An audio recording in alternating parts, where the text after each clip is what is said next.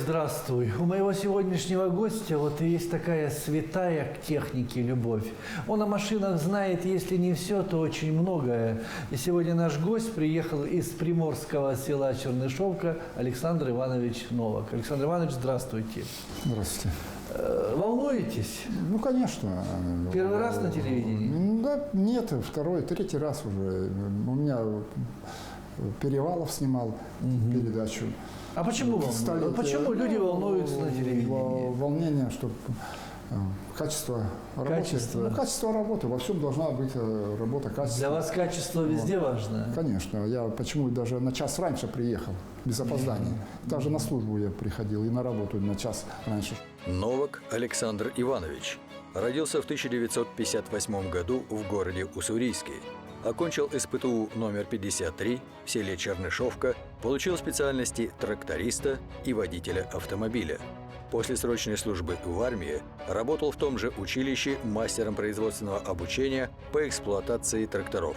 С 1993 по 2006 годы служил по контракту командиром взвода материального обеспечения в автомобильном батальоне села Чернышовка. Своими силами реставрирует военную технику. В настоящее время восстановил автомобили ГАЗ-АА 1938 года выпуска, ГАЗ-67 1953 года выпуска и полевая кухня КП-49 1943 года выпуска. С 2000 года занимается патриотическим воспитанием граждан, демонстрируя военную технику и рассказывая истории о военном прошлом нашей страны. Ежегодно организует автопробег по территории Анучинского муниципального района, посвященный Дню Победы в Великой Отечественной войне. Александр Иванович, если глаза прикрыть и вспомнить детство, вот какие самые первые воспоминания с детства помнятся очень хорошо? Ну, детство у меня запечатление, отец у меня был шофером, и с детства мне пришло любовь к технике. Техники, вот это мы начинали с Уссурийского района, вот, когда автомобили колоннами шли на Новоникольское шоссе по учению раньше военной подготовкой часто занимались. И мальчик Саша смотрел на эти колонны? Так точно. И на Борисовска, там было Монакино, это где мои дедушки, моей матери родители живут, было 5-й армии подсобное хозяйство. Туда машины ходили. А в основном машины были ГАЗ-АА и ЗИС-5. До машин дойдем. А что кроме машин еще было в детстве? Как у вас большая семья, у вас 5 детей было у родителей. Как вы жили? Трудно? Конечно, трудно. Не хватало питания. Корову держали, а голодные ходили. Было как раз время, все сдавало государству. Вот почему меня отец и переехал в лес, когда возил с Виноградовки, Ельмаковка, Виноградовка. Там ему понравились места, вот это грибы, ягоды, рыбалка, речка. А если сегодня с высоты прожитого времени вспоминать детство, оно было трудное или счастливое? Счастливое. Счастливое? Конечно, счастливое. Трудности. Это сейчас все считают, может, трудно. А в чем было счастье? Счастье, природа, работа, занятия, уважение к старшим. У товарищей все родители, участники войны, фронтовики, брали хороший пример с родителей. Вот у меня был в Варваровке Матвеев Анатолий Константинович, участник Великой Отечественной войны. Штрафной батальон прошел. Штрафбат. Орден славы 3 степеней имеет. Вот на таких мы. И друзья такие вот были. Вы, как никто другой, ваше поколение соприкоснулось с военным поколением. Они вас воспитывали. Они были старшие. Да. К чему вы у них учились, вот у того поколения? Поколение победителей. Поколение. Мы как выходят наследники победителей. И все впитывали трудолюбие. В первую очередь что? Трудиться, уважение к старшим. А они какие были по своему характеру, по своему складу? Участники войны особо-то свои беды никто и не Они не любили рассказывать. Да. Анатолий Константинович был вот, участник войны, он сеяльщиком. Вот, я механизатором начинал с детства. Я закончил училище, вот у меня наставник был. Они были немногословные, не любили говорить. Да. Это больно было. Узнавали, заходишь в дом, портрет висит с орденами, медалями. Вот. Вот так и узнавали, что Так, живет да, участник да. войны. А так люди никогда про себя Нет, особо они, не говорили. никто не выхвалялся, никто это. Их сейчас уже в живых нету людей. Это. Также на производстве работали, с них опыт перенимали. Александр Иванович, ну очень мы многие как живем. Старые машины, от них избавляемся, они уже неинтересны. Купил Ну, это новую. сохранение как? А вы вот все это бережете. Это для и- сохранения, как говорю, особенно вот эта военная техника, для сохранения моральных и духовных ценностей, которые пережило старшее поколение. Вот это для этого и сохраняется, потому что поколение уходит, фронтовики уходят, а техника это тоже как организм. Если техника ходит, движется, значит она и история жива. А машина живая. Вот Да, живая. двигатель это как сердце стучит. Сердце, и, видимо, все равно Бог контролирует. Вот у меня был случай, я ГАЗ-69 с Пухова тащил, и он возле двора у меня отцепился от жесткого буксира. Это уже, видимо, сверху есть свой Бог. То есть именно возле двора. Да, возле двора отцепился, все, нигде. Вот. И машины проходили мимо, все. Вот, Александр Иванович, а вы с машиной разговариваете? Бывает, вот как с человеком? Там, Ну, она как? как мужики, многие там, Ну, чайка она, моя и ласточка. перед выездом, как конечно. только, так Вот. женщины не называют, Ну, как это машину. у меня жена Людмила Михайловна, она меня благословит. Ага. Вот, я, если выезжаю на мероприятие, я говорю, пойдем. Вот если к вам я выезжал, я говорю, выйди, благослови. А Что всё нормально. благословляет? Я нормально, Как доехал, все. Перекрестила вслед? Ну, по-своему. По-своему, да? Я крещеный. У меня в Уссурийск, может, мне и повезло в жизни. У меня старшина Шикаленко Александр Александрович. Старшиной она с отцом служил. Меня перекрестили. Вот, и, можете, что я крещеный и военным был. Вот. Господь хранит. Да. Сколько у вас сегодня машин, так сказать, в вашем радиусе вашей жизни? Ну, у меня сейчас 3. Какие? 2 вот ГАЗ АА 38-го года выпуска. 38-го года, Да. 82 года. 82, как в Приморскому краю. Это благодаря моему командиру батальона. Это какая Монолополоса. машина? Это ГАЗ АА грузовая. Полуторка. Еще. Это проще ее называли Полуторка, да, так народ которая называл. она все тяготы перенесла Вместе со снародом и с со народом, страной. да. Ее и на горбу тягали, и до 60-го года она еще в народном хозяйстве. Она служила в стране да, и родине. Да, она качала топливо. Вот, ее потом моторесурс его израсходовался, ее поставили на постамент. И когда в Орехово из-под Дальнеречь воинскую часть расформировали, ее привезли в Чернышев.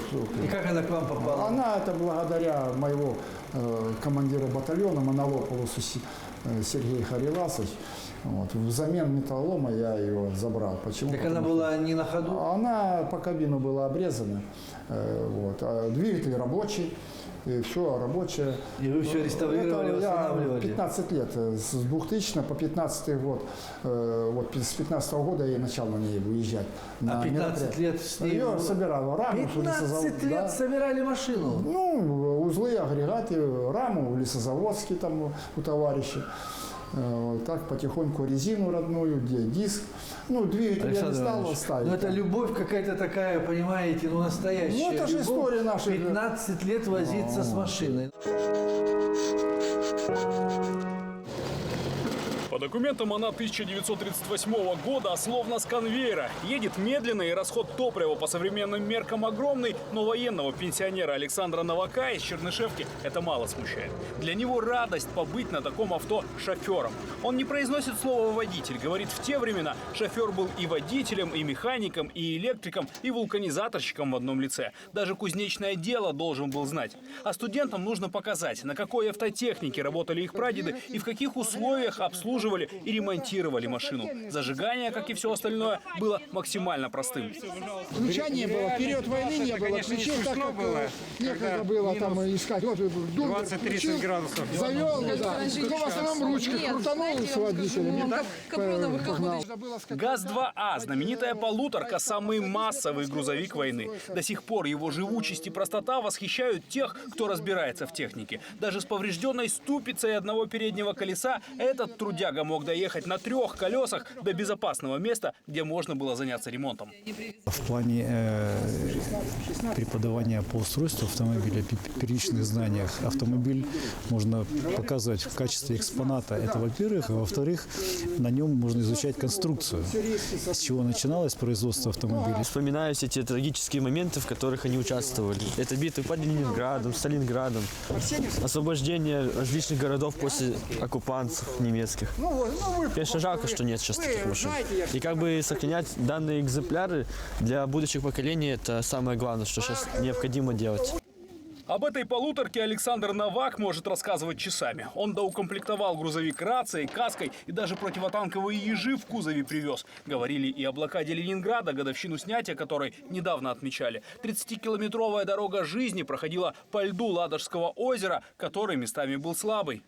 Ну, в основном преодолевали озеро Ладожское при открытых дверях. Если машина пошла под лед, сразу хватает 4 секунды. Если не успел, то вместе с машиной можешь утонуть. На клепочках. Металлические детали до сих пор без ржавчины, двигатель без топливного насоса. И ведь ездила машина. А вот кабина по современным меркам маловато. Ни кондиционера, ни печки. Но и в таком виде полуторка вызывает уважение, как и люди, которые на ней трудились. Александр Иванович студентам на прощание говорит, что приедет еще. У него есть автомобили времен Советской войны в Афганистане, и они тоже в прекрасном состоянии.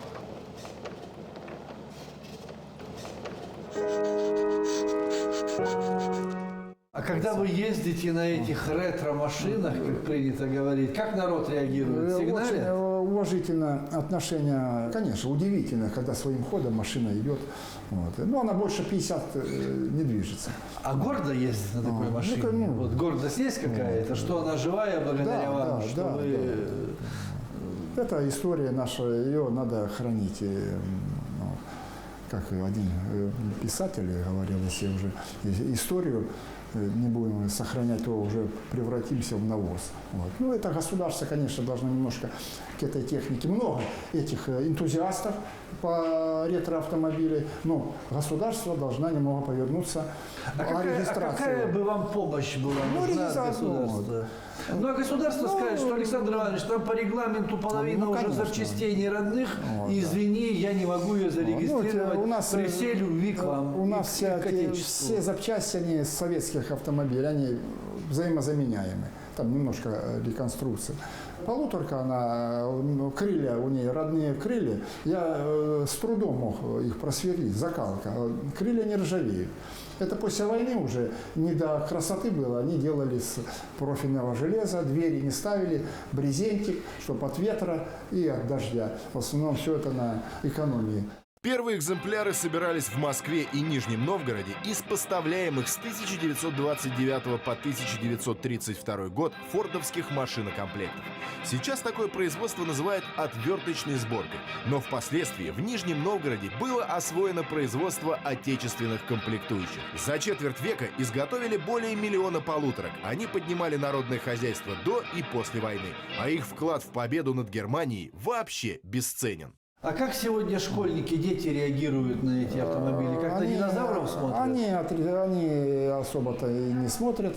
Вот я вчера, когда колонна, мы открывали Новолитовский мост, который разрушился, Новолитовский, мы ретротехники, ну они как, ходячий металлолом относятся вот так. Ну, это, не все, конечно. Это, есть у детей интерес? Есть, конечно. Спрашивают, расспрашивают. Вот, с интересом дети вот в училище. Вот, да, есть, конечно, недостаток. Они уже даже забывают, когда Великая Отечественная война закончилась. Серьезно? Да. Вот Вы встречали детей, которые не помнят, когда закончилась война? Ну, видимо, программа так заложена. Вот, истории.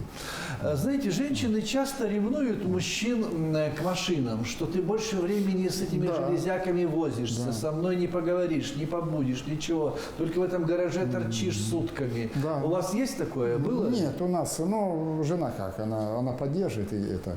У ней тоже и отец военный водитель, и танкист. Просто наше поколение, мы выросли на духовных ценностях старшего поколения. У нее тоже, вот у меня отец с Украины, ее отец с Украины, мы познакомились в училище. Она готовила специалистов по строительной специальности, а я по механизации. Ну, сейчас... Никогда жена не ревновала, не говорила, чего ты в этом гараже сидишь? Нет, Иди домой. нет, она с пониманием относится и по сегодняшний день. Вот. Единственное, что, конечно, проблема с работой. Вот, нету работы. Школы не заинтересованы, чтобы кружки проводить. В городах есть юная армия, формируется вот, в сельской местности. В этом плане вообще-то город зарождался с села. Да. А сейчас училище расформировало, вот что досадно. Вот. Можно было передавать опыт, но... А какой опыт? Вы думаете, что всем это интересно сегодняшним подросткам? Ну, в сельской Им уже местности... хочется Тойоту комфортабельную, с автоматической коробкой передач, с музыкой, с приятным запахом в салоне. Ну, это не всем, конечно. В сельской местности в основном быт другой. И другой быт. В городе там другой, а вот училище, когда... Тем более, да. когда быта не хватает, этим деревенским пацанам хочется комфорта, хочется Тойоту. Ну, или есть там такие ребята, какой-нибудь да. еще джип. Есть. Ну, это сейчас, да, в сельской местности училища нету, все в городе учатся, конечно, там условия-то. Вот. К хорошему-то быстро привыкаешь.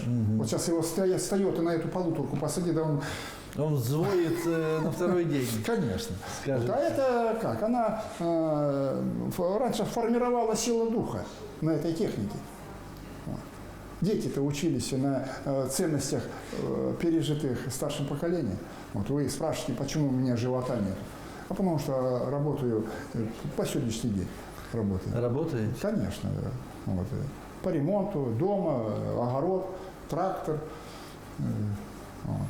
Сейчас трактор, кстати, вот вы говорите, самодельный трактор. Самодельный, вот я сделал, да, в 91 году регламенты позволяли регистрировать. Вот трактор обошелся 137 рублей. 137 рублей? Да. Тех советских? Да, за 137 рублей я его с двигателем, все это спаровал. Вот. И он по сей день работает. Как самому можно собрать трактор? Для меня это космос. Ну, это как?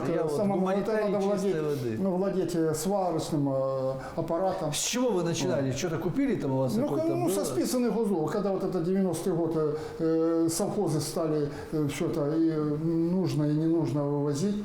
Вот. Это я в Арсеньеве, как жил в Арсеньеве, в Торге, механиком, вот мимо Чермета. И то есть сбору по сосенке все это собирали? Ну, с Чермета мимо проходил, резаны новые плуга, новые сеялки, новые комбайны, трактора. Я еще так вот в мыслях думал, до каких пор это все будет продолжаться. Ну и вот и мы пришли. И какой у вас трактор? Ну, база типа Т-25. Малогабаритный. Трактор. Ну, работает, все. Помогает и окучивать, и пропалывать. Хозяйство держите? Нет, сейчас уже нет. Держали раньше. Когда здоровье было, сейчас нет. Мы огородом. Большой огород? 50 соток. 50 соток? Ну, а зачем такой большой? А картошку сдать, клубнику вырастить. Ну, на земле жить и без огорода. А много без огородов пустует. Сегодня уже многие в деревне живут без огорода? Да. Ну, уже и коров-то нету. Вырождаемся, Александр Иванович? Вот. Ну, надо, как конечно, это в деревне жить без огорода? Это раньше бы насмех подняли такого человека. Ну, проще, видите, сейчас как, топливо дорогое, проще купить, получается. 20 килограмм, 20 рублей килограмм картофеля вот я сдаю. Несправедливо низкая цена. Ну, а 40 под 50 уже дистоплива. Вот. Если вот это все суммировать, она не выгодная. Ну, не выгодно, но вы не бросаете? Не, ну, все равно, конечно, надо. На земле вас вырос, и в деревне жить, и без огорода. А в чем ваше счастье? Вот если так свою жизнь проанализировать, фрагменты счастья. Ну, счастье, видите, как вот дочь у меня, сын, внуки. Вот. Я самый счастливый человек. У меня 2 внука и 2 внучки. Вот. Ну, любимое дело. Любимым делом конечно, занимаетесь. передать есть кому. Приехать они вот посмотрят. Да. Вот. А что еще надо? Любимая работа, любимое занятие. Кому-то счастье, конечно, у кого-то счастье, там, крутая машина, кому-то там. Ну, не знаю, для Да. кого-то счастье может в Гавану слетать или в Париж. Мы так воспитаны на своих, как говорится, рубежах жить. Вот. Так воспитаны нам отцы. Вот. Они, конечно, очень тяжелую жизнь прожили. У меня отец 22-го года рождения, он с Западной Украины, он раньше выпьет стопочку. Эх, Украина моя, и этих бандеровцев материт, и со слезами. Да. А его все надсмеялись. А вот это с 14-го года, как-то я старых людей встретил, ну как сейчас, смех у вас? Да, говорит, Иван Кононович, правильно. Вот он у меня всю жизнь проплакал. А почему он плакал? Что? Тоска. Вы знаете, он участник войны с Японией. 5 лет это война пока, а бендеровцы, там, Украина уже оккупировала, конечно, тут. 22 июня 1941 года батальон Романа Шухевича «Нахтигаль» в составе дивизии «Бранденбург» перейдет границу СССР и утром 30 июня вступит в город Львов, где их встретят как национальных героев и освободителей после 2 лет советского режима. Бойцы батальона «Нахтигаль» заняли все важные объекты в городе, и начались погромы. Бандеровцы призывали: «Народ, знай! Москва, Польша, Ж2 – твои враги. Борись с ними. Поляков, жидов, коммунистов уничтожай без милосердия». Боевиками армии Шухевича уничтожены десятки тысяч поляков, белорусов, евреев, русских и украинцев. Он автор самых изощренных пыток, издевательств и убийств. Одних только способов уничтожения людей было изобретено более 5 десятков. Вот я сравнивал, почему люди пили после... Он злоупотреблял. Вот, конечно, когда вот это проанализировал судьбу родителей, да, тут не только запьешь, ты взвоишь, такой, тоска, ну, родина. Родина, у него там все бендеровцы все уничтожили там. То есть он был оторван от своей земли, Конечно, от своих да. корней, и это болело. Родина, конечно. И вот и мама, они познакомились, мать у меня с Монакина, Уссурийский район. Там 5-я армия была, подсобное хозяйство, а дед занимался оленеводством. А он 9-го года, там же тоже были казачества, охраняли границы. И так он на Дальнем Востоке и остался. А всю жизнь тосковал по Украине. Вот ну, так. по Украине сейчас видите, что там творится. Александр Иванович, последний вопрос. А чего хочется от жизни? Да вы как-то вопрос задали. Ну а что, мечта ж какая-то есть, как же, маяки должны быть? Конечно, конечно. Дело продолжить дальше, чтобы, вот я чем занимаюсь, чтобы, конечно, машина должна быть зарегистрирована, вот, которую я вот и в Москву написал, все это так, ну, пообещали к 75-летию, вот, и, Уважить этих апостолов победы, эти машины, которые конечно, вместе с народом сейчас в наше победили. время, конечно, должно все регистрироваться, все в соответствии. Вот, потому что и внуки будут передвигаться. И опять говорю, о чем машина. Да. Но может есть еще какая-то мечта, кроме машины, или нет? Ну Работа. что есть в машине, что так можно всю жизнь? Вы вот про нее говорите как про женщину, ну прям с такой любовью. Ну для многих это кусок железа. Ну это ясно. Это... Ну, а для вас это живая душа. Это уже с детства как любимое занятие, любимая профессия. У каждого человека, у летчика своя, люди на заводе работают по 40 лет. Любовь к своей работе. А чего нет? Махнуть еще бросить, а как-то она уже бросать. Да, это предательство. Предательство. Хорошо, предавать не будем. Нет, это наша история наших. Ну, я так мыслю. Александр Иванович, спасибо за эту грань искренности, за то, что вы такой и не предаете. Спасибо большое. Вот такой он Александр Новак, который не предаст машину, не предаст близких, не предаст свою землю, влюбленный в эту жизнь человек. Всем добра и здоровья и живите, пожалуйста, долго. До свидания.